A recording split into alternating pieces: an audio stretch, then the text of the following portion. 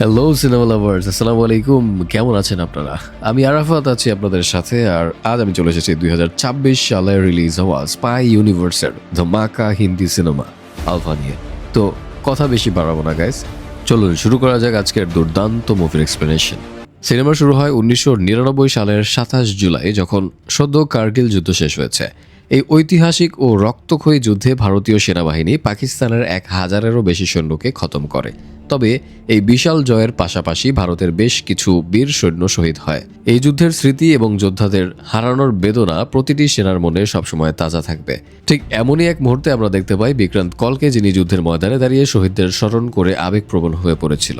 ঠিক তখনই সেখানে প্রবেশ করে লেফটেন্যান্ট ফতেহ সিং লাখওয়াত। তিনি বিক্রান্তের কাছে এসে বলে, আমি আমাদের দেশের সৈন্যদের এভাবে শহীদ হতে দেখতে পারি না, তাই নিজের চেষ্টায় এমন একটা বিশেষ প্রোগ্রাম তৈরি করেছি যার সফল প্রয়োগের পর আমাদের প্রতিটি সৈন্য অত্যন্ত শক্তিশালী হয়ে উঠবে। তবে এই প্রজেক্টটি পুরোপুরি তৈরি করার জন্য তার আরও কিছুটা সময় দরকার ছিল। ফতেহ সিং এই গোপন মিশনটির নাম রেখেছিল আলফা। সুতরাং ভারতের পরবর্তী প্রজন্মের সৈন্যদের মহা শক্তিশালী হিসেবে প্রস্তুত করার জন্য লাখওয়াত অত্যন্ত গোপনে এই আলফা প্রোগ্রামের প্রস্তুতি শুরু করে। দীর্ঘদিন ধরে এই প্রোগ্রামের ওপর নিরলস কাজ করার পর গল্পের দৃশ্যপট সরাসরি 3 বছর এগিয়ে যায়। সেখানে মন্ত্রণালয়ের কিছু উচ্চ পদস্থ অফিসারের সামনে এই গোপন আলফা প্রোগ্রাম সম্পর্কে বিস্তারিত জানানো হয়। ফতেহ সিং অফিসারদের জানায় যে এটি একটি সম্পূর্ণ গোপন মিশন এবং তারা সফলভাবে আলফা সিরাম তৈরি করতে পেরেছে। তিনি ব্যাখ্যা করে, এই সিরাম ইনজেক্ট করার পরে প্রতিটি সৈন্য সাধারণ মানুষের চেয়ে অনেক বেশি শক্তিশালী হয়ে উঠবে। তাদের চিন্তা করার এবং বোঝার ক্ষমতা বহুগুণ বৃদ্ধি পাবে, শরীর অনেক উন্নত হবে এবং একই সাথে তাদের ক্ষত নিরাময় ক্ষমতা মারাত্মকভাবে বেড়ে যাবে। তবে এর একটা সীমাবদ্ধতাও আছে। যদি কোনো শত্রু সৈন্যের গুলি তাদের শরীর ভেদ করে পার হয়ে যায় তবে মৃত্যু নিশ্চিত, কিন্তু গুলি যদি শুধু শরীর ছুঁয়ে বা ঘষা খেয়ে বেরিয়ে যায় তবে ভেতরের আলফা সিরাম তাকে খুব অল্প সময়ের মধ্যে সম্পূর্ণ সুস্থ করে দেবে। লাখাওয়াতের এই সব কথা শোনার পর মন্ত্রণালয়ের অফিসাররা বলে, এত বড় একটা প্রজেক্ট চালু করার আগে অন্তত একবার ডিআরডিও এর অনুমতি নেওয়ার প্রয়োজন। জবাবে লাখওয়াত বলে যে এটা একটা টপ সিক্রেট প্রোগ্রাম, আর যেহেতু সে সম্পূর্ণ গোপনে কাজ করছিল তাই এই বিষয়ে কাউকে আগে থেকে জানানোর কোনো প্রয়োজন মনে করেনি। তিনি আরও বলে, আমি বিক্রান্ত কলের অধীনে কাজ করেছি, যাকে আমি গুরুজি মানি, এবং তিনিও এই আলফা প্রোগ্রামকে পুরোপুরি সমর্থন করেছে, তাই আপনাদের এটি সমর্থন করা উচিত। গুরুজির নাম এবং প্রজেক্টের কার্যকারিতা দেখে তখন মন্ত্রণালয়ের সব অফিসার কথাটি মেনে নেয় এবং সবাই মিলে আলফা প্রোগ্রামের ফাইলে স্বাক্ষর করে দেয়। এরই কয়েক মাস পরে জানা যায় যে বিক্রান্ত কলের স্ত্রী জানকী গর্ভবতী। কিন্তু এই খুশির খবরের মাঝেই একটা বড় সমস্যা দেখা দেয়। জানকীর শারীরিক অবস্থা মোটেও ভালো ছিল না। তার হৃদযন্ত্র এত শক্তিশালী ছিল না যে সে একটা সুস্থ শিশুর জন্ম দিতে পারে। এমনকি তার শরীরের ভেতরে কিছু অঙ্গ সন্তান জন্ম দেওয়ার জন্য পুরোপুরি প্রস্তুত ছিল না। ডাক্তাররা পরীক্ষা নিরীক্ষা করে স্পষ্টভাবে বিক্রান্তকে জানিয়ে দেয় যে যদি এই শিশুটি পৃথিবীতে আসে তাহলে জানকীর জীবনের বড় সড় ঝুঁকি হতে পারে, এমনকি তার মৃত্যু পর্যন্ত হতে পারে। একথা শোনার পর বিক্রান্ত কোনোভাবেই স্ত্রীর জীবন নিয়ে ঝুঁকি নিতে চায়নি, কিন্তু জানকী যে কোনো মূল্যে এই শিশুকে পৃথিবীতে আনতে চেয়েছিল। আর জানকী যখন একবার সিদ্ধান্ত নিয়েছে যে সে শিশুকে পৃথিবীতে আনবেই, তখন বিক্রান্ত কল আর পিছিয়ে যাওয়ার মানুষ ছিল না। জানকী এবং সন্তানকে বাঁচাতে বিক্রান্ত যে কোনো কিছু করতে প্রস্তুত ছিল এবং ঠিক এই সময় তিনি আলফা সিরামের কথা ভাবেন। তার মনে পড়ে যে এই সিরাম সৈন্যদের শরীরকে অনেক শক্তিশালী করে তোলে আর প্রতিটি অঙ্গকে সচল ও মজবুত করে।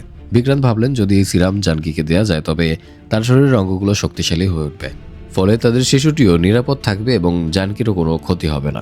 নিজের পরিবারকে বাঁচাতে বিক্রান্ত ঠিকই তাই করলেন। সে অত্যন্ত গোপনে ল্যাবে প্রবেশ করে সেখান থেকে একটা আলফা সিরাম চুরি করে এনে জানকীর শরীরে ইনজেক্ট করে দিল। জানকীকে এই সিরাম দেওয়ার পর ধীরে ধীরে এক অলৌকিক পরিবর্তন দেখা যায়। জানকী শারীরিক ও মানসিকভাবে শক্তিশালী হতে শুরু করে। যে সব শারীরিক সমস্যা আগে আসছিল, এখন আর তার কোনো সমস্যাই ছিল না। গর্ভের শিশুটিও সম্পূর্ণ নিরাপদেই ছিল। এটি দেখে বিক্রান্ত এবং জানকী অত্যন্ত খুশি হয়। কিছুদিন পর তাদের সন্তানের জন্ম হওয়ার কথা ছিল, কিন্তু ঠিক তখনই অন্যদিকে একটা ভয়ানক খবর পাওয়া যায়। যেসব সৈন্যদের ওপর এই আলফা সিরাম প্রয়োগ করা হয়েছিল হঠাৎ করেই তাদের সবার শরীরে মারাত্মক সাইড ইফেক্ট দেখা দিতে শুরু করেছে। সিরামের প্রতিক্রিয়ায় কোনো সৈন্যের ব্রেন হেমোরেজ হয়েছে, তো কারো স্ট্রোক হয়েছে, কারো পুরো শরীর পক্ষাঘাতগ্রস্ত বা প্যারালাইজড হয়ে গেছে, তো কেউ চিরতরে কোমায়ও চলে গেছে। এই সব কিছু দেখার পর ল্যাবের সবাই স্তব্ধ হয়ে যায়, কারণ আলফা সিরামটি সম্পূর্ণ ব্যর্থ হয়েছিল। দীর্ঘ 10 মাস পর্যন্ত এই সিরামের কোনো খারাপ প্রভাব দেখা যায়নি, কিন্তু 10 মাস পার হতেই হঠাৎ করে সব সৈন্যরা একে একে মারা যেতে শুরু করেছে। যেখানে এই আলোচনা চলছিল সেখানেই বিক্রান্ত কল দাঁড়িয়েছিল এবং সে নিজের কানে এই সব কথা শুনছিল। যখন সে জানতে পারে যে সিরামের কারণে সব সৈন্য মারা যাচ্ছে, তখন সে চরম আতঙ্কিত হয়ে যায়, কারণ এই একই সিরাম সে নিজের স্ত্রী জানকীকেও দিয়েছে এবং আজই হাসপাতালে তার ডেলিভারি হওয়ার কথা। এই কারণে বিক্রান্ত তীব্র ভয়ে কাঁপতে শুরু করে। সে সমস্ত কিছু ফেলে দৌড়াতে দৌড়াতে হাসপাতালে পৌঁছায়। তার চোখ থেকে অনবরত জল পড়ছিল, কারণ বিক্রান্ত যে কোনো মূল্যে তার নবজাতক শিশু এবং স্ত্রী জানকীকে নিরাপদে দেখতে চেয়েছিল। কিন্তু হসপিটালে পৌঁছানোর পর ডাক্তার ইশারায় জানায় যে জানকীর অবস্থা ধীরে ধীরে অত্যন্ত খারাপ হতে শুরু করেছে। একটু পরেই ডাক্তাররা জানায় যে তারা অনেক চেষ্টা করেও জানকীকে আর বাঁচাতে পারেনি, তবে তারা শিশুটিকে বাঁচাতে পেরেছে। সে একটা কন্যা সন্তান। বিক্রান্ত যখন এই শোক সামলানোর চেষ্টা করছিল, ততক্ষণে ফতেহ সিং লাখোয়াত হাসপাতালে এসে পৌঁছায়। ফতেহ সিং ততক্ষণে জানতে পেরেছিল যে বিক্রান্ত ল্যাব থেকে একটা আলফা সিরাম চুরি করে জানকীকে দিয়েছিল। ফতেহ সিং অত্যন্ত নিষ্ঠুরভাবে বিক্রান্তকে বলে যে শিশুটি সম্প্রতি জন্ম নিয়েছে, তার উপর তোমার কোনো অধিকার নেই, কারণ ওই শিশুর শরীরের রক্তে আলফা সিরাম দৌড়াচ্ছে। তাই এই শিশুটি এখন দেশের সম্পত্তি, সে বড় হয়ে দেশেরই কাজে আসবে। যখন বিক্রান্ত জানতে পারে যে ফতেহ সিং তার সদ্যজাত শিশুকে নিজের সাথে নিয়ে চলে যাচ্ছে, তখন সে অবিলম্বে ফতেহ সিং এর সামনে গিয়ে দাঁড়ায় এবং দৃঢ় কণ্ঠে বলে, যাই হয়ে যাক না কেন আমার শিশু আমার সাথেই থাকবে। কিন্তু এখানে ফতেহ সিং জানায় যে তোমার শিশুর ভেতরে আলফা সিরাম দৌড়াচ্ছে, আর এই আলফা সিরাম যেখানে বড় বড় জোয়ান সৈন্যদের শেষ করে ফেলেছে, সেখানে এটি তো একটা ছোট নবজাতক শিশু, ও আর কতক্ষণ বাঁচত।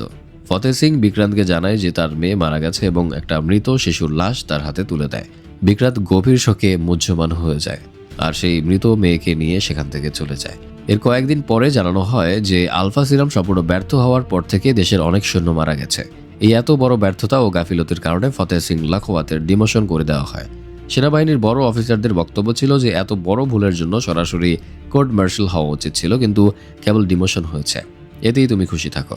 এরপর ফতেহ সিংকে শাস্তিস্বরূপ চেরাপুঞ্জি স্পেশাল ফোর্সে বদলি করে দেওয়া হয় এবং করার নির্দেশ দেওয়া হয় যে আজকের পর থেকে সে আর কোনো যুদ্ধে বা সেনা অভিযানে অংশ নিতে পারবে না। এই আদেশ দেখে ফতেহ সিং লাখোয়াতের খুব খারাপ লেগেছিল, কারণ সে মনে করত সে দেশের জন্যই কিছু করতে চেয়েছিল। সে আদেশ মেনে চেরাপুঞ্জিতে চলে যায় ঠিকই, কিন্তু তার মস্তিষ্ক সারাক্ষণ শুধু আলফা প্রোগ্রামের দিকেই লেগে থাকে। তাকে যে কোনো মূল্যে এই মিশন আবার নতুন করে শুরু করতে হতো, যার পর সে গোপনে কোনো এক অচেনা প্রভাবশালী ব্যক্তিকে কল করে এবং বলে যে মিশনটি আবার শুরু করার জন্য কিছু বিশ্বস্ত লোক এবং প্রচুর টাকার প্রয়োজন। সেই অচেনা ব্যক্তির সহায়তায় সে ডাক্তার বার্গিসকে নিজের কাছে ডেকে নেয় এবং চেরাপুঞ্জি থেকে সরাসরি তারা রাজস্থানের মরুভূমির একটা অত্যন্ত গোপন ল্যাবে চলে যায়, যেখানে ডক্টর বার্গিস আবার নতুন করে আলফা প্রোগ্রামের উপর কাজ করতে যাচ্ছিল, কারণ তাদের যে কোনো মূল্যে আবার মিশনটি সফল করতে হবে। লাখাওয়াত জানায় যে চেরাপুঞ্জিতে তার পোস্টিং অবশ্যই আছে, কিন্তু সে সেখানে অফিসিয়ালি কিছু করে না, তাই তার পুরো মনোযোগ, সময় এবং শ্রম এখন থেকে এই ল্যাবেই থাকবে। ঠিক তখনই ফতেহ সিং লাখাওয়াত ডাক্তার বার্গিসকে একটা ছোট মেয়ের কথা জানায়, যাকে ল্যাবের ভেতরে সম্পূর্ণ আইসোলেটেড করে রাখা হয়েছিল। আর এখানে আমরা জানতে পারি যে এই মেয়েটি আর কেউ নয় বরং বিক্রান্ত কলের সেই বেঁচে যাওয়া মেয়েটি। আসল সত্যটি ছিল এই যে সেদিন হাসপাতালে ফতেহ সিং যখন এই ছোট্ট শিশুটিকে নিজের সাথে নিয়ে আসছিল, তখন সে একটা মৃত শিশুর সাথে এই জ্যান্ত শিশুটিকে বদলে ফেলেছিল এবং বিক্রান্তকে ধোঁকা দিয়ে একে নিজের সাথে নিয়ে চলে এসেছিল। ফতেহ সিং এটি করেছিল কারণ শিশুর শরীরের রক্তে জমে থাকা আলফা সিরাম দৌড়াচ্ছে। ফতেহ সিং খুব ভালোভাবে জানতো যে এই শিশুর রক্ত ব্যবহার করেই তারা আলফার নতুন এবং উন্নত নিউ ভার্সন পেয়ে যাবে এবং ডাক্তার বার্গিসকে এরই উপর গবেষণা করতে হবে। ফতেহ সিং লাখাওয়াত এই শিশুটির মায়ের নাম জানকী ছিল বলে তার নাম রেখেছিল সীতা। এখন ডক্টর বার্গিস আলফার নতুন সংস্করণের উপর কাজ করা শুরু করে দেয়। সে প্রতি সপ্তাহে সীতার শরীর থেকে রক্ত নিত এবং তার ল্যাবে পরীক্ষা করত, কিন্তু প্রতিবারের রিপোর্ট নেগেটিভ আসছিল। এভাবে পরীক্ষা চলতে চলতে ধীরে ধীরে সীতা বড় হতে শুরু করে। ফতেহ সিং তাকে কঠোর মিলিটারি প্রশিক্ষণ দেওয়া শুরু করে দেয়। তাকে অনেক কিছু শেখানো হয়, নতুন নতুন যুদ্ধ কৌশল এবং দক্ষতা তৈরি করা হয়। প্রশিক্ষণের ফলে তার মস্তিষ্ক অত্যন্ত তীক্ষ্ণ হয়ে উঠেছিল, কিন্তু প্রতি সপ্তাহে তার ব্লাড টেস্ট করা হলেও তার ভেতর থেকে আলফার কোনো নতুন সংস্করণ পাওয়া যাচ্ছিল না। তবে এই ছোট বয়স থেকে সীতাকে যেভাবে নির্মম ও কঠোর প্রশিক্ষণ দেওয়া হয়েছিল, তাতে সে নিজেকে একজন ভয়ঙ্কর যোদ্ধা হিসেবে প্রস্তুত করে তুলেছিল। সে সাধারণ শিশুদের মতো ছিল না, চারপাশের সব মানুষের চেয়ে অনেক বেশি স্মার্ট এবং চতুর ছিল। যদিও সে ল্যাবের বাইরের বাস্তব জীবন কখনোই দেখেনি। ডাক্তার বার্গিস ল্যাবের ভেতরে সীতার খুব যত্ন নিত এবং ফতেহ সিং তাকে এমন নিখুঁত প্রশিক্ষণ দিয়েছিল যে লড়াইয়ে সে কারো কাছেই হারবে না। এরপর গল্পের সময়কাল সরাসরি 2003 থেকে 2026 সালে চলে আসে, অর্থাৎ বর্তমান দিনে। এদিকে বিক্রান্ত কল অনেক আগেই আর্মি থেকে পদত্যাগ করেছিল, কিন্তু এখন তিনি ভারতের গোয়েন্দা সংস্থা র এর প্রধান বা চিফ হয়ে গেছে। সম্প্রতি তিনি দেশের বুকে ঘটে যাওয়া একটা ভয়ঙ্কর সিরিয়াল অ্যাটাক সম্পর্কে জানতে পেরেছে, যেখানে সরকারের আলাদা আলাদা মন্ত্রণালয়ের 6 জন উচ্চপদস্থ অফিসারকে অত্যন্ত নৃশংস ও সুপরিকল্পিতভাবে মেরে ফেলা হয়েছে। এই লিমিটেশন 6 জন অফিসারের মারা যাওয়ার প্যাটার্ন যখন বিক্রান্ত গভীরভাবে পর্যবেক্ষণ করে, তখন সে নিশ্চিত হয়ে যায় যে এটা কোনো সাধারণ অপরাধীর কাজ নয়, বরং এটা একটা এমন কোনো স্পেশালিস্টের কাজ যে এই কিলিং মিশনে অত্যন্ত দক্ষ হয়ে উঠেছে। যখন বিক্রান্ত দেখলো যে আলাদা আলাদা মন্ত্রণালয়ের 6 জনকে মারা হয়েছে, তখন তার মনে প্রশ্ন জাগে যে এদের সবার মধ্যে সূত্রটা আসলে কি। তখনই বিক্রান্তের তীক্ষ্ণ মস্তিষ্কে আলফা সিরামের স্মৃতি ভেসে ওঠে। তার মনে পড়ে যে যখন বছরখানেক আগে আলফা সিরাম তৈরি করা হয়েছিল, তখন ঠিক এই 6টি আলাদা মন্ত্রণালয়ের অফিসাররাই সেই গোপন আলফা প্রোগ্রামের ফাইলে স্বাক্ষর করেছিল এবং ওই প্রোগ্রামে বিক্রান্ত নিজেও স্বাক্ষর করেছিল। বিক্রান্ত বুঝতে পারে যে যদি সে এই মুহূর্তে ফতেহ সিং লাখোয়াতের সাথে দেখা করে, তবে এই খুনের পেছনের সব বিষয় পরিষ্কার হয়ে যাবে। তখন সে সরাসরি ফতেহ সিং এর সাথে দেখা করে এবং তাকে জিজ্ঞেস করে যে এই সব কি চলছে এবং এই অফিসারদের কেন মারা হচ্ছে। ফতেহ সিং লাখোয়াত তখন একটা বড় সত্য প্রকাশ করে। সে জানায় যে এই খুনি যাকে তুমি খুঁজছো, সে আমাদের অফিসারদের নৃশংসভাবে মেরে ফেলছে। সে আর কেউ নয়, বরং তোমারই নিজের মেয়ে, যার নাম সীতা। ফতেহ সিং বলে, সীতাকে আমি তৈরি করেছি কারণ আলফা প্রোগ্রাম অফিসিয়ালি বন্ধ হয়ে গেলেও আমি গোপনে চালিয়ে রেখেছিলাম এবং আলফার নতুন সংস্করণ তৈরি করতে চেয়েছিলাম। কিন্তু মাঝপথেই সীতা আমাদের বিরুদ্ধে বিদ্রোহী হয়ে গেছে এবং সে এই প্রজেক্টের সাথে যুক্ত সব মানুষকে খুঁজে খুঁজে মেরে ফেলছে। ফতেহ সিং সতর্ক করে বলে যে সীতার খুনের তালিকায় এখন আমরা দুজনই আছি, তাই আমাদের দুজনের ওপরেও যে কোনো সময় আক্রমণ হতে পারে। আমাদের এখন বেঁচে থাকতে হবে। একথা শুনে বিক্রান্ত কল বলে, তোমাকে কিছু করার দরকার নেই, আমি আমার নিজের মেয়েকে নিজেই সামলে নেব। কিন্তু এখানে ফতেহ সিং কুড়িল হেসে বলে, আমি তাকে তৈরি করেছি, তাই তাকে খুঁজে বের করার ক্ষমতাও শুধু আমারই আছে। যার পর গল্পে মূল অ্যাকশনে প্রবেশ হয় সীতার। সীতা অত্যন্ত চমৎকার ও মারাত্মক একজন ফাইটার। আপাতত সীতা সেই জায়গায় গেছে যেখানে সে তার পুরো শৈশব ও কৈশোর কাটিয়েছে, অর্থাৎ রাজস্থানের মরুভূমির সেই গোপন ল্যাবে। কিন্তু এখন এই ল্যাবে এসে সীতা এক ভয়ঙ্কর বিস্ফোরণ ঘটাতে চায় এবং এখান থেকে এই ল্যাবের প্রতিটি মানুষের সাথে জড়িত সবাইকে নৃশংসভাবে শেষ করে দিতে চায়। সে ল্যাবে প্রবেশ করে সেখানে ডিউটিরত প্রতিটি সৈন্যকে খুব নৃশংসভাবে মেরে ফেলে। ওই ল্যাবে প্রায় 50 থেকে 100 জন সশস্ত্র সৈন্য উপস্থিত ছিল, কিন্তু সীতা তার অসামান্য যুদ্ধ কৌশল দিয়ে সেই সব মানুষকে খুব সহজে একা হাতেই মেরে ফেলে। সবশেষে সীতা সেই ল্যাবের ভেতরে একটা জোরদার টাইম বোমা বিস্ফোরণ ঘটায় এবং সেই গোপন ল্যাবকে পুরোপুরি মাটির সাথে মিশিয়ে দিয়ে সেখান থেকে আরামে বেরিয়ে আসে। সীতা তার নিজের শৈশবের ল্যাবকে কেন এভাবে ধ্বংস করলো, এটি আমরা গল্পের একটু পরেই জানতে পারবো। ল্যাব ধ্বংস করার পরে সীতার পরবর্তী টার্গেট ছিল স্বয়ং বিক্রান্ত কল্লে। সে তার পরবর্তী টার্গেট হিসেবে বিক্রান্তকে বেছে নেয় এবং তার দৈনিক চলাফেরার প্যাটার্ন খুঁজে বের করার চেষ্টা করে যে সে কোথায় কোথায় যায়। বিক্রান্ত সম্পর্কে তদন্ত করতে গিয়ে জানা যায় যে সে প্রায় স্পেনে যায়। প্রতি মাসেই তার একটা নির্দিষ্ট স্পেনের ট্রিপ থাকে। এই ভ্রমণের প্যাটার্ন বছরের পর বছর ধরে একেবারে একই রকম। সীতার মনে প্রশ্ন জাগে যে বিক্রান্ত কল স্পেনে এতবার কেন যায়, এই বিষয়টিও তাকে জানতে হবে। কিন্তু আপাতত সীতা স্পেনে না গিয়ে বিক্রান্তের কাশ্মীর থেকে ফিরে আসার জন্য অপেক্ষা করার সিদ্ধান্ত নেয়। অন্যদিকে আমরা স্ক্রিনে বিক্রান্ত কলকে দেখি যে সে সত্যি সত্যি স্পেনে গেছে। সেখানে একটা নিরিবিলি জায়গায় গিয়ে সে একটা তরুণী মেয়ের সাথে দেখা করে, যার নাম দুর্গা। আর এখানে গল্পের সবচেয়ে বড় এবং চমকপ্রদ টুইস্টটি উন্মোচিত হয়। এই দুর্গা আর কেউ নয়, বরং বিক্রান্ত কলের দ্বিতীয় মেয়ে। এখানে একটা ফ্ল্যাশব্যাকের দৃশ্যের মাধ্যমে আমাদের জানানো হয় যে আসলে সেদিন হাসপাতালে জানকীর একটা নয় বরং 2টি মেয়ে হয়েছিল, অর্থাৎ জানকী যমজ মেয়ের জন্ম দিয়েছিল। কিন্তু সেদিন হাসপাতালের ডাক্তার ফতেহ সিং লাখোয়াতের সেই সব কুড়িল কথা শুনে ফেলেছিল যে সে এই শিশুকে দেশের জন্য নিয়ে যাবে, ল্যাবে বন্দি করবে। তাই ভালো ডাক্তারটি ফতেহ সিং এর হাত থেকে বাঁচাতে দ্বিতীয় মেয়েটিকে গোপনে লুকিয়ে ফেলেছিল। জানকী নিজেই শারীরিকভাবে খুব দুর্বল ছিল এবং যদি সে এই কথা আগে বিক্রান্তকে বলে দিত সে তার গর্ভে যমজ সন্তান আছে, তবে বিক্রান্ত তার জীবনের ঝুঁকির কথা ভেবে কখনোই এই ডেলিভারি হতে দিত না। তাই জানকী এইসব কথা বিক্রান্তকে জানায়নি। সন্তান জন্মের পর বিক্রান্ত যখন সত্য জানতে পারে, তখন সে ডাক্তারকে কড়া করে বলে দিয়েছিল যে এই দ্বিতীয় সন্তানের খবর যেন কোনোভাবেই বাইরে না যায়, কারণ যদি এই খবর ফতেহ সিং এর কানে যায় তবে শিশুর জীবনের ঝুঁকি হতে পারে। তখন ডাক্তারও বিক্রান্তের কথা মতো গোপনীয়তা বজায় রাখে। এরপর বিক্রান্ত কল তার দ্বিতীয় মেয়ে দুর্গাকে নিরাপদে রাখার জন্য স্পেনে নিয়ে যায়, যেখানে দুর্গার আপন খালা খালু থাকতো এবং তারাই দুর্গাকে নিজেদের সন্তানের মতো খুব যত্ন করে বড় করেছিল। এই কারণে দুর্গার অস্তিত্ব সম্পর্কে দুনিয়ার কারো কিছুই জানা সম্ভব হয়নি। এখন গল্প আবার প্রেজেন্টে ফিরে আসে, যেখানে স্পেনে বসে বিক্রান্ত কল দুর্গাকে সীতা সম্পর্কে সবকিছু খুলে জানিয়েছিল। সে বলে তোমার যমজ বোন সীতা বেঁচে আছে, কিন্তু সে বর্তমানে একজন খুনি সেজে ঘুরে বেড়াচ্ছে এবং মানুষকে মারছে। বিক্রান্ত দুর্গাকে বোঝায় যে নিশ্চয়ই সীতার কোনো বড় ভুল বোঝাবুঝি হয়েছে, সে এমনকি আমাকেও মারতে চায়, কিন্তু আমাদের যে কোনো মূল্যে তাকে বাঁচাতে হবে, কারণ তার নিজের জীবনও এখন চরম ঝুঁকির মুখে। অন্যদিকে আমাদের দুর্গা সম্পর্কে জানানো হয় যে সে শুধু দেখতেই সাধারণ নয়, বরং সে অত্যন্ত চমৎকার, বুদ্ধিমান ও স্মার্ট একটা মেয়ে। সে প্রতিটা খেলাধুলা এবং অ্যাথলেটিক খেলায় সে গোল্ড মেডেল জিতেছে। সে স্পেনে থেকে যে ধরনের শারীরিক ও কৌশলগত প্রশিক্ষণ নিয়েছে তা সাধারণের চেয়ে অন্য ধরনের। তার কাছে এমন কিছু বিশেষ ফাইটিং স্কিল আছে যা হয়তো মিলিটারি প্রশিক্ষণ পাওয়া সীতার কাছেও নেই। অন্যদিকে আমরা সীতাকে দেখতে পাই যে বিক্রান্ত কলের কাশ্মীরের একটা গোপন সেফ হাউস সম্পর্কে কোনোভাবে জানতে পেরেছে। সে গোয়েন্দা সূত্রে খবর পায় যে বিক্রান্ত কল দিল্লি থেকে সরাসরি কাশ্মীরের ওই আস্তানায় যাচ্ছে, তাই সীতা বিক্রান্তের আগেই সেই গোপন আস্তানায় পৌঁছে যায়। সে সেখানে গিয়ে পুরো বাড়িটি পরীক্ষা করতে শুরু করে এবং কিছু সময় পরেই আমরা দেখি যে এখানে এই গোপন আস্তানায় বিক্রান্তের আগেই দুর্গাও এসে পৌঁছায়। যদিও বিক্রান্তের কিছুটা সময় পরে আসার কথা ছিল, কিন্তু দুর্গা আগেই চলে আসে। কিন্তু এই আস্তানায় পৌঁছানোর পর দুর্গার ষষ্ঠ ইন্দ্রিয় সজাগ হয়ে ওঠে এবং তার অনুভূতি হয় যে এই জনমানবহীন বাড়িতে কেউ না কেউ তো লুকিয়ে আছে। তখনই সেখানে দুর্গা এবং সীতার মধ্যে সামনাসামনি দেখা হয় এবং তাদের মধ্যে এক জোরদার লড়াই শুরু হয়।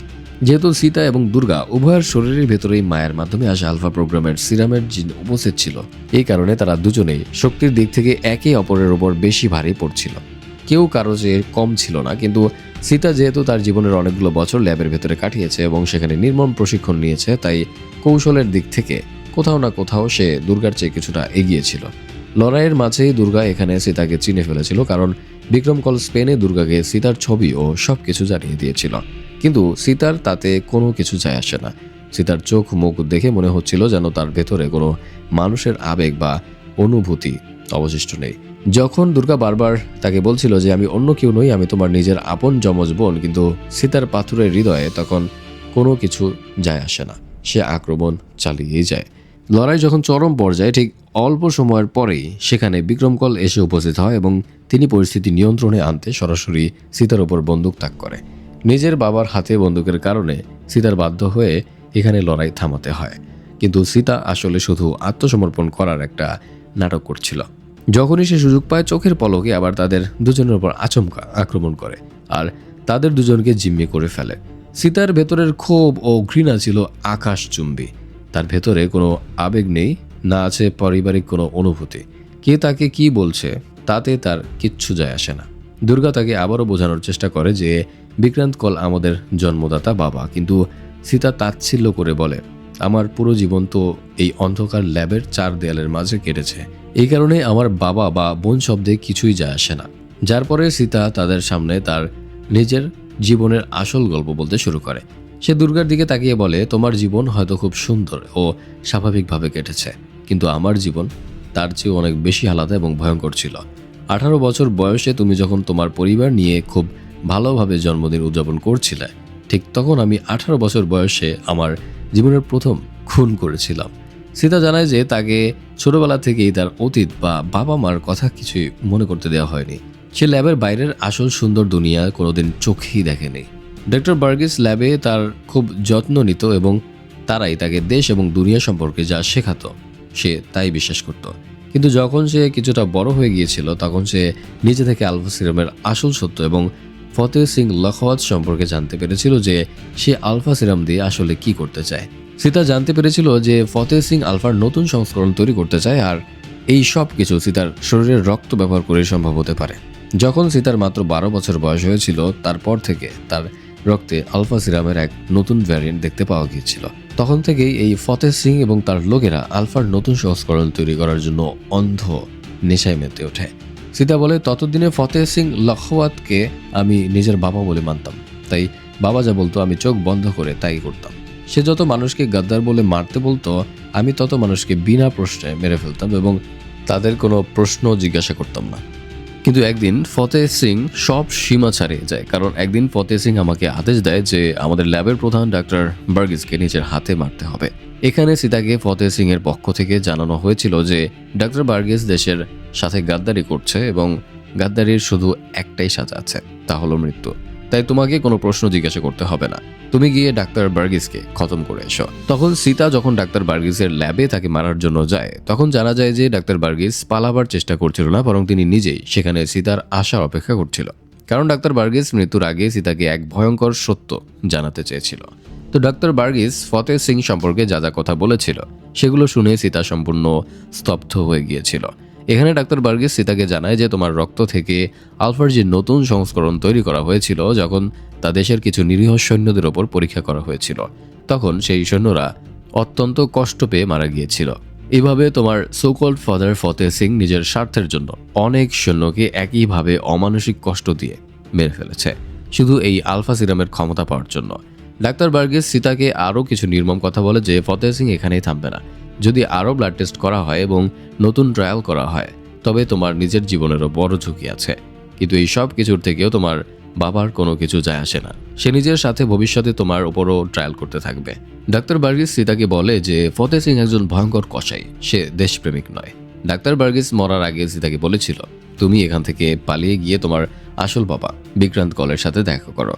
সত্য সীতাকে বলার পর ডাক্তার বার্গিস বিষ খেয়ে আত্মহত্যা করে। সীতা বলে, ডাক্তার বার্গিসের মৃত্যুর পর থেকেই আমি তোমাদের খুঁজছিলাম, তোমাকে এবং বিক্রান্ত কলকে মারার জন্য নয়, বরং এই সব বিষয়ে সামনাসামনি কথা বলার জন্য এবং সত্যটা জানার জন্য।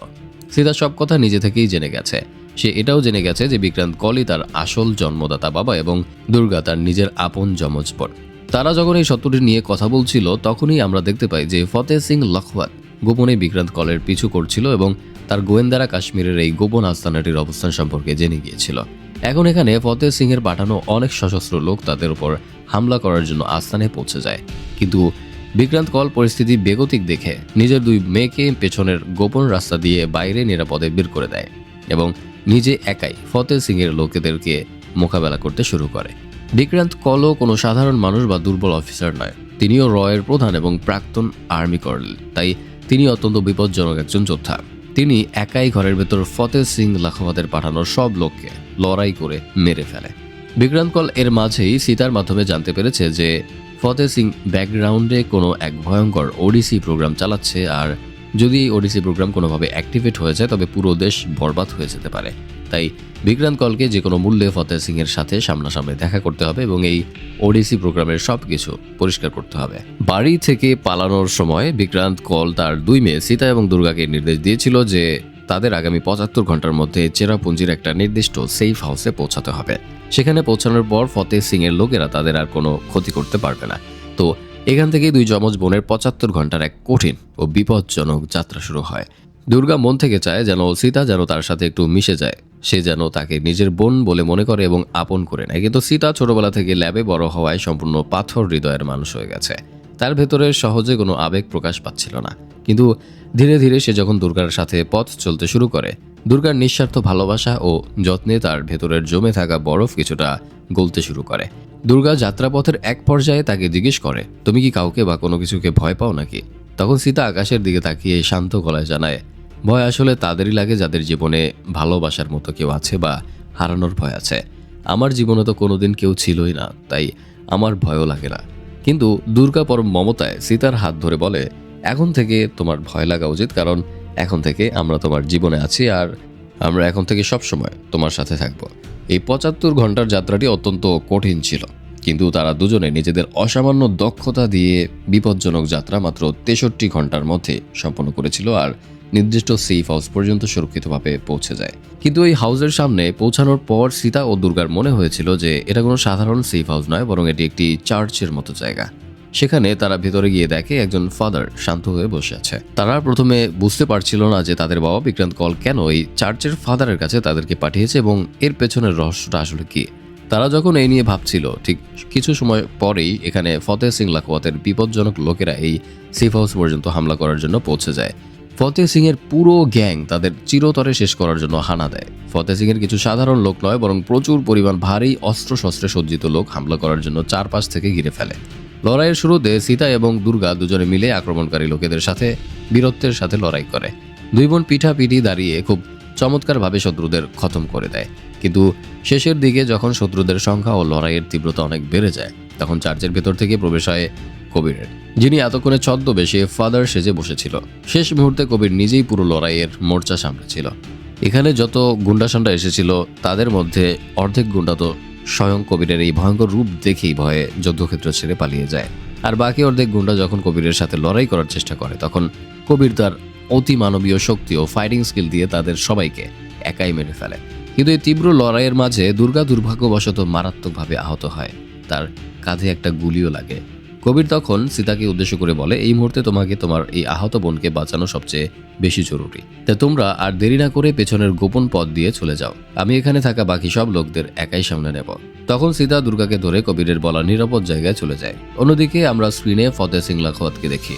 তার এমন মনে হচ্ছিল যে চেরাপুঞ্জির ল্যাবে তার নিজেরই কোনো বিশ্বস্ত লোক তার সাথে দেখা করার জন্য আসার কথা, কিন্তু সেখানে ফতেহ সিং এর লোকের বদলে আসলে স্বয়ং বিক্রান্ত কল পৌঁছেছিল যুক্তি ও শক্তির মাধ্যমে ফতেহ সিং এর পুরো পরিকল্পনা নস্যাৎ করার জন্য। বিক্রান্ত কল এখানে ফতেহ সিং এর সামনে দাঁড়িয়ে দৃঢ় কণ্ঠে বলে, আমি তোর ওডিসি প্রজেক্ট সহ সব নোংরা পরিকল্পনার ব্যাপারে জেনে গেছি। তুই সীতার সাথে ছোটবেলা থেকে অন্যায় করেছিস, তাও আমি জেনে গেছি। কিন্তু ফতেহ সিং এর এসব হুমকিতে তার কিচ্ছু যায় আসে না, তার শুধু সীতাকেই দরকার। কারণ সে জানতো যদি সীতাকে পুনরায় ল্যাবে পাওয়া যায় তবেই সে আলফার নতুন সংস্করণ সফলভাবে তৈরি করতে পারবে। ফতেহ সিং অত্যন্ত চালাক ও ধূর্ত মানুষ। সে বিক্রান্তের সাথে কথা বলার মাঝেই সেখানে একটা বিস্ফোরণ ঘটায় এবং সেখান থেকে তার বাকি লোকদের সাথে নিয়ে বিক্রান্ত কলকে জিম্মি করে হেলিকপ্টারে করে পালিয়ে যায়।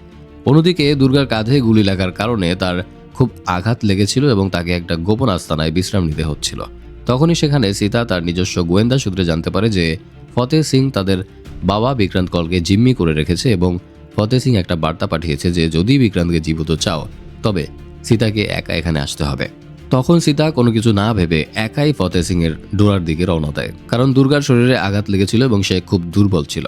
তাই সীতা সেখানে দুর্গাকে সাথে নিয়ে গিয়ে তার জীবন ঝুঁকির মধ্যে ফেলতে চায়নি। সীতা একাই ফতেহ সিং এর আস্তানায় মূল ঘরে গিয়ে প্রবেশ করে। ফতেহ সিং এখানে সীতাকে একা আসতে দেখে অত্যন্ত খুশি হয়ে যায়। ফতেহ সিং সীতাকে উপহাস করে বলে, আবেগপ্রবণ হয়ে তুই তোর জীবনের সমস্ত কঠিন মিলিটারি প্রশিক্ষণ ভুলে গেছিস। এই সামান্য আবেগের কারণে তুই আজ তোর বুড়ো বাবাকে বাঁচানোর জন্য নিজের জীবন দিতে এখানে ছুটে এসেছিস, কিন্তু আজ তোরা দুজনের কেউই এখান থেকে জ্যান্ত বাঁচতে পারবি না। ফতেহ সিং আরো বলে, আমি জানি তোর মস্তিষ্কে অনেক প্রশ্ন ঘুরপাক খাচ্ছে যে ওডিসি প্রোগ্রাম আসলে কি আর আমি আসলে কি চাই। ফতেহ সিং নিজে থেকেই তার আসল পরিচয় ও মিশন প্রকাশ করে জানায় যে আমি আলফা সিরাম চাই, আমি সত্যিকারের দেশপ্রেমিক। কিন্তু শুধু একটা ছোট্ট সমস্যা আছে, আর তা হলো আমি দেশপ্রেমিক ঠিকই, কিন্তু আমি ভারতের দেশপ্রেমিক না, আমি পাকিস্তানের দেশপ্রেমিক, আইএসআই এজেন্ট। গল্পটি একটা ফ্ল্যাশব্যাকের মাধ্যমে অতীতে যায় এবং আমরা জানতে পারি যে ফতেহ সিং লাখোয়াত মূলত একজন পাকিস্তানি আন্ডার কভার এজেন্ট সেজে অনেক বছর আগে অত্যন্ত গোপনে ভারতে ঢুকেছিল। ভারতে ঢোকার পর সে প্রথমে একটা সাধারণ ভারতীয় পরিবারকে নৃশংসভাবে মেরে ফেলে এবং সেই পরিবারের একজন মৃত সদস্যের নাম নিজের নাম হিসেবে ব্যবহার করে নিজে ভুয়া নাম রেখেছিল ফতেহ সিং লাখোয়াত, যার পরে সে অনেক পরিশ্রম করে এবং ভারতীয় আর্মিতে একজন দেশপ্রেমিক সেজে ভর্তি হয়। সেখান থেকে সে নিয়মিতভাবে পাকিস্তানের গোয়েন্দা সংস্থা আইএসআই এর সাথে গোপন যোগাযোগ বজায় রাখত আর ভারতের সমস্ত সামরিক গোপন বার্তা তাদের কাছে পাচার করে দিত। কিন্তু ভারতীয় আর্মিতে থেকে বড় কোনো ক্ষতি করতে হলে প্রথমে ইন্ডিয়ান আর্মির বড় অফিসারদের বিশ্বাস অর্জন করতে হতো, তাই সে অনেক নাটক ও পরিশ্রম করেছিল। প্রথমে সে সেনাবাহিনীতে লেফটেন্যান্ট হয়েছিল, যার পর সে নিজের পারফরমেন্স দেখিয়ে কর্নেল পদে উন্নীত হয়েছিল। কর্নেল হওয়ার পর তার হাতে ভারতীয় আর্মির প্রতিটি গোপন প্রজেক্টের অ্যাক্সেস ছিল। সে আরামে দেশের ক্ষতি করার সব কিছু করতে পারত। 1999 সালের কার্গিল যুদ্ধে সে ভারতের অনেক সৈন্যের গোপন পজিশন লিক করে দিয়ে তাদের মেরেছিল, কিন্তু তারপরেও পাকিস্তান এই যুদ্ধ হেরে গিয়েছিল। ফতেহ সিং এর মনে তীব্র ক্ষোভ ছিল, কারণ এই যুদ্ধে হাজারেরও বেশি পাকিস্তানের সৈন্য মারা যায়। তখন থেকেই সে ভারতকে ভেতর থেকে ধ্বংস করার জন্য এই আলফা প্রোগ্রামের মরণ ফাঁদটি ভেবেছিল। ফতেহ সিং সীতাকে আরো বলে, এখন সত্যি বলতে আমার তোর ব্লাডের বা তোকে কোনো প্রয়োজনও নেই, কারণ আমি অলরেডি জেনে গেছি যে তোর একটা যমজ বোন আছে যার নাম দুর্গা। এখন সেও আমার লোকদের দখলে চলে এসেছে। তোরা যখন কাশ্মীরের আস্তানায় লড়াই করছিলি তখন ওখানকার একটা গোপন ক্যামেরা তোদের সব কথাবার্তা রেকর্ড করে নিয়েছিল এবং এই সব ভিডিও ফুটেজ আমার কাছে পৌঁছে গেছে। ফতেহ সিং এই কথা বলার সাথে সাথেই প্রকাশ করে যে বিক্রান্ত কলের চেয়ারের নিচে ও শরীরে একটা শক্তিশালী টাইম বোমা ফিট করে রেখেছে এবং ঘরের মেঝেতে একটা ল্যান্ড মাইনের ওপর সীতা পা দিয়ে দাঁড়িয়ে আছে, অর্থাৎ পা সরালেই ল্যান্ডমাইন ফাটবে, যার অর্থ দুজনেরই এখানে মৃত্যু নিশ্চিত। এই চাল চেলে ফতেহ সিং তার গার্ডদের নিয়ে ঘর থেকে হাসতে হাসতে চলে যায়। ফতেহ সিং চলে যাওয়ার পর চরম সংকটের মাঝেও সীতা তার বাবা বিক্রান্ত কলকে যে কোনো মূল্যে বাঁচাতে চেয়েছিল। সে তার তীক্ষ্ণ বুদ্ধি ও ল্যাবের ল্যান্ডমাইন ডিফিউজ করার কৌশল খাটিয়ে অনেক চেষ্টার পর নিজের পা ল্যান্ডমাইন থেকে সরিয়ে নেয় এবং একই সাথে তার বাবাকে চেয়ার থেকে মুক্ত করে ফেলে। কিন্তু তারা ঘর থেকে বের হওয়ার ঠিক মুহূর্তেই সেখানে ফতেহ সিং এর সেট করা একটা খুব বড় বিস্ফোরণ ঘটে, যার ফলে পুরো ঘরটি ধ্বংসস্তূপে পরিণত হয় এবং বাইরে থাকা ফতেহ সিং এবং তার লোকদের মনে হয় যে সীতা এবং বিক্রান্ত কল ওই বিস্ফোরণের ভেতরেই মারা গেছে। নিশ্চিত হয়ে ফতেহ সিং চেরাপুঞ্জির মূল গোপন ল্যাবে যায়। সেখানে সে দুর্গার ওপর নতুন করে আলফা সিরামের ট্রায়াল করতে চায় এবং আলফার নতুন সংস্করণ তৈরি করার প্রস্তুতি নেয়। কিন্তু ঠিক এই সময়ে চেরাপুঞ্জির স্থানীয় ভারতীয় গ্যারিসনের সৈন্যরা কোনোভাবে গোয়েন্দা সূত্রে জানতে পেরেছে যে ফতেহ সিং এর সাথে বর্তমানে ল্যাবের ভেতরে যেসব সৈন্যরা স্পেশাল ডিউটিতে উপস্থিত আছে তারা আসলে ইন্ডিয়ান আর্মির অফিসিয়াল সৈন্য না, বরং তারা ছদ্মবেশী সন্ত্রাসী। এই কথা যখন ফতেহ সিং জানতে পারে তখন সে চাতুর্য খাটিয়ে ল্যাবের ভেতরে থাকা ওইসব চেরাপুঞ্জির ভারতীয় সৈন্যদেরই অস্ত্র ঠেকিয়ে জিম্মি করে ফেলে। অন্যদিকে সীতা এবং বিক্রান্ত কল ওই বিস্ফোরণ থেকে অলৌকিকভাবে বেঁচে গিয়েছিল। তারা ফতেহ সিং এর এই মূল আস্তানাটির লাইভ লোকেশন সম্পর্কে জানতে পারে আর তারা আর্মি হেডকোয়ার্টার থেকে একটা হেলিকপ্টার নিয়ে সরাসরি ফতেহ সিং এর ল্যাবের উদ্দেশ্যে রওনা হয়। তারা যেমন তেমন করে ল্যাবের ছাদে হেলিকপ্টার নিয়ে পৌঁছে তো যায়, কিন্তু ফতেহ সিং ল্যাবের রাডারে হেলিকপ্টার আসার খবর আগেই জেনে গিয়েছিল। তাই হেলিকপ্টার থেকে নামার সাথে সাথে তাদের উপর ভারী অস্ত্র দিয়ে একযোগে আক্রমণ করে। ফতেহ সিং যে এত বছর ধরে ভারতীয় আর্মির ভেতর একজন বড় অফিসার ও গোপন এজেন্ট সেজে বসে আছে, এটাকেই মূলত ব্যাকগ্রাউন্ডে ওডিসি প্রোগ্রাম বলা হচ্ছিল। আচমকা আক্রমণের কারণে সীতা ও বিক্রান্ত কল দুজনেই বেশ আহত হয়ে যায়, কিন্তু শরীরের তীব্র আঘাত ও রক্তপাতের সত্ত্বেও সীতা দেশের সুরক্ষায় সিংহের মতো ফতেহ সিং এর লোকদের উপর পাল্টা আক্রমণ করে এবং তাদের অনেক সৈন্যকে চোখের পলকে মেরে ফেলে। কিন্তু ফতেহ সিং এর এখানে মাত্র কয়েকজন সৈন্য ছিল না, বরং প্রচুর সংখ্যক ভারী অস্ত্রধারী সৈন্য ছিল। লড়াইয়ের এক পর্যায়ে পরিস্থিতি এমন হয় যখন ফতেহ সিং এর সব সৈন্য একযোগে সীতা ও বিক্রান্ত কলের উপর আক্রমণ করে তাদের জীবন প্রায় শেষ। তখনই স্ক্রিনে এক চমৎকার দৃশ্য দেখা যায়। দুর্গা তার বুদ্ধির জোরে ল্যাবের ভেতরের বন্দিশালা থেকে নিজেকে সম্পূর্ণ মুক্ত করে ফেলে। যে চেরাপুঞ্জিতে ভারতীয় সৈন্যদের ফতেহ সিং জিম্মি করে রেখেছিল, দুর্গা তাদের মুক্তি করে দেয়।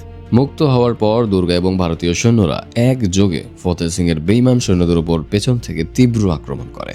বিক্রান্ত কলের শরীরে আগে থেকেই অনেক আঘাত লেগেছিল, তাই দুর্গা দ্রুত লড়াইয়ের মাঝখান থেকে বিক্রান্তকে উদ্ধার করে নিজের সাথে একটা নিরাপদ কভারে নিয়ে যায়। ল্যাবের মূল যুদ্ধক্ষেত্রে সীতা একাই মাস্টার মাইন্ড ফতেহ সিং লাখোয়াতের সাথে মুখোমুখি লড়াইয়ে অবতীর্ণ হয়। ফতেহ সিং লাখোয়াত নিজেও একজন অত্যন্ত মারাত্মক অভিজ্ঞ এবং বিপজ্জনক যোদ্ধা। সে নিজে সীতাকে ছোটবেলা থেকে তৈরি করেছে, তাই সীতার প্রতিটি চাল আর দুর্বলতা তার নখদর্পণে ছিল। লড়াইয়ের শুরুতে ফতেহ সিং তার অভিজ্ঞতার জোরে সীতার ওপর বেশ ভারী হয়ে ওঠে এবং তাকে উপহাস করে বলতে থাকে যে তার তৈরি করা পুতুল কখনোই তার উপর যেতে পারবে না। কিন্তু ফতেহ সিং একটা বড় ভুল করেছিল। তিনি সীতার ভেতরের দেশের প্রতি ভালোবাসা ও পরিবারের প্রতি টানকে হিসাবের বাইরে রেখেছিল। শরীরের তীব্র যন্ত্রণা আর ফতেহ সিং এর দেওয়া সমস্ত মানসিক আঘাতকে শক্তিতে রূপান্তর করে সীতা সিংহীর মতো গর্জে ওঠে। দুজনের মধ্যে এক হাড় হিম করা যুদ্ধ শুরু হয়। এক পর্যায়ে সীতা ফতেহ সিং এর সমস্ত আক্রমণ প্রতিহত করে তাকে মাটিতে আছড়ে ফেলে দেয়। ফতেহ সিং যখন শেষবারের মতো তার লুকানো ছুরি দিয়ে সীতাকে আঘাত করতে চায়, তখন সীতা অত্যন্ত ক্ষিপ্রতার সাথে তার হাতটি ধরে ফেলে এবং ল্যাবের এক ধারালো অস্ত্র দিয়ে ফতেহ সিংকে চিরতরে খতম করে দেয়। মাস্টারমাইন্ড ফতেহ সিং এর মৃত্যুর সাথে সাথেই তার এত বছরের কুটিল ওডিসি প্রোগ্রাম এবং নোংরা ষড়যন্ত্রের চিরতরে অবসান ঘটে। লড়াই শেষ হতেই চারপাশ শান্ত হয়ে আসে। দুর্গা এবং ভারতীয় সৈন্যরা ল্যাবের বাকি সন্ত্রাসীদের পুরোপুরি নিয়ন্ত্রণে নিয়ে আসে। দূর থেকে বিক্রান্ত কল রক্তাক্ত এবং ক্লান্ত শরীরে এগিয়ে আসে তার দুই বীর কন্যার দিকে। সীতা যে সারা জীবন নিজেকে শুধু একটা অস্ত্র ভেবে এসেছে, বাবার চোখের জল আর দুর্গার পরম মমতায় আলিঙ্গনে তার চোখের পাথুরে বাঁধ ভেঙে যায়। প্রথমবারের মতো সীতার চোখ দিয়ে অনবরত জল পড়তে শুরু করে। তবে এটা শোকের নয়, বরং পরিবারকে ফিরে পাওয়ার এবং মুক্তির আনন্দের অশ্রু। গল্পের শেষে আমরা দেখতে পাই চেরাপুঞ্জির সেই গোপন ল্যাবটি চিরতরে সিলগালা করে দেওয়া হয়েছে। আলফা সিরামের সমস্ত ডেটা নষ্ট করে দেওয়া হয়েছে, যাতে ফিউচারে কেউ আর কোনো নিরীহ প্রাণ নিয়ে খেলতে না পারে। কিছুদিন পরের দৃশ্যে দেখা যায় ভারতের একটা সুন্দর পাহাড়ি অঞ্চলে বিক্রান্ত কল তার দুই মেয়ে সীতা এবং দুর্গার সাথে একটা সাধারণ ও শান্ত জীবন কাটাচ্ছে। সীতা এখন আর কোনো ল্যাবের বন্দি খুনি নয়, বরং সে তার বাবা ও বোনের ভালোবাসায় এক নতুন স্বাভাবিক জীবনে ফিরে এসেছে। দুই যমজ বোন একে অপরের হাত ধরে ভোরের উদীয়মান সূর্যের দিকে তাকিয়ে হাসছে, আর এভাবেই এক টান টান উত্তেজনা, দেশপ্রেম এবং পারিবারিক আবেগের মধুর সমাপ্তি ঘটে। গাইস, অসাধারণ ছিল আজকের মুভির কাহিনী এবং এক্সপ্লেনেশন কেমন হয়েছে তা কমেন্ট করে জানাতে ভুলবেন না। By the way guys, FIFA world cup 2026 এর আমেজ চলছে বর্তমানে। তো এখন আপনি কোন দলের সাপোর্ট করছেন ফিফা ওয়ার্ল্ড কাপে তা কমেন্ট করে জানাবেন। আমি আর্জেন্টিনার সাপোর্টার, আর আজকের আর্জেন্টিনা ভার্সেস কেপ ভার্দের ম্যাচ কিন্তু অসাধারণ সেন্সেশনাল ম্যাচ ছিল ভাই, মনে হয়েছে যেন ফাইনাল দেখছি। যাই হোক গাইজ, দেখা হচ্ছে পরবর্তী এক্সপ্লেনেশনে। সে পর্যন্ত ভালো থাকুন, সুস্থ থাকুন, খোদা হাফেজ।